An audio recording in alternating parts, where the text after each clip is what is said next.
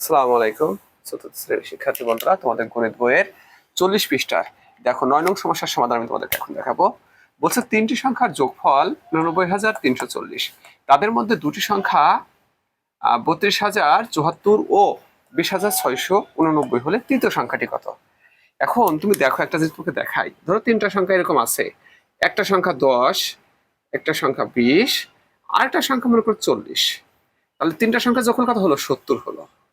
ঠিক আছে, এখন দেখো, লক্ষ্য করো, কিন্তু এরকম দেওয়া আছে যে তিনটে সংখ্যার যোগফল, এরকম কিন্তু বলে নাই যে তিনটা যোগ করে এত হয়েছে। বলছে তিনটা সংখ্যার যোগফল 70, ধরো এটা দেওয়া আছে, এই যে 70টা দেওয়া আছে।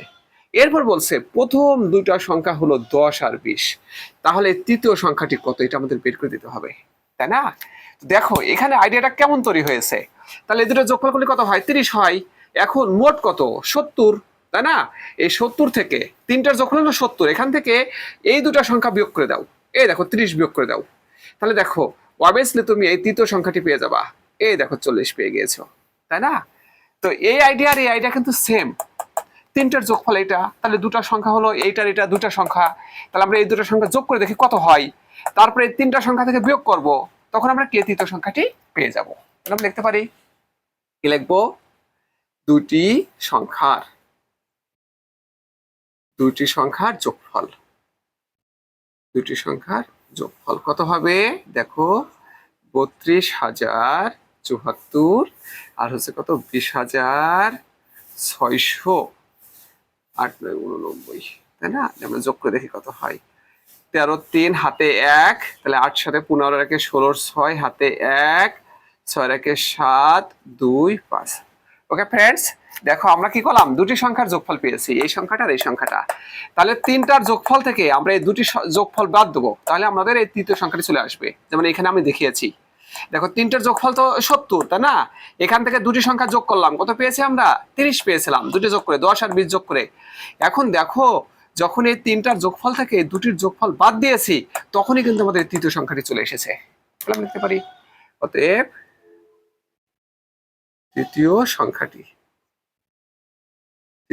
সংখ্যাটি কত হবে? দেখো 89,340 বিয়োগ 52,763। তো ফ্রেন্ডস দেখো, এখান থেকে একটা 10 নেবো, তাহলে এটা 3 থেকে গেল, এখানে আমরা 10 যোগ করে দিলাম। 10 থেকে 7 বিয়োগ করলে কত থাকে? 3 বিয়োগ করলে কত থাকে? 7 থাকে, তাই না? তো এখানেও দেখো 3 থেকে তো আর 6 বিয়োগ করা যায় না, তাহলে এখান থেকে একটা 10 নেব, তাই না? তাহলে এটা কত হলো? 2 হয়ে গেল। একক দশক 2 শতক। আর এই দেখো এইখানে কিন্তু সেই 100 যোগ করে দিলাম, অর্থাৎ 10টা দশক। 13 থেকে 6 বাদ দিলে কত থাকে? 7 থাকে। ঠিক আছে, তো এখান থেকে আমরা একক দশক শতক হাজার একটা 1000 নিব, তাহলে এখানে 8000 হয়ে গেল।